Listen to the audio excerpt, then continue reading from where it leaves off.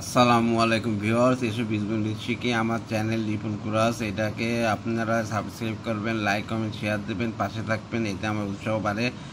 অঙ্কটা করা যাক। a/b = 4:7 এবং b/c = 5:6 হলে a/b b/c এর মান কত? তাহলে given that a/b = 4/7, b into c = 5 into 6। এতে b আছে কমন, 7 এবং 5। এটাকে আমরা 5 দিয়ে গুণ করলাম আর এটাকে আমরা 7 দিয়ে গুণ করলাম। b মিলাতে হবে, b সমান করতে হবে। এর জন্য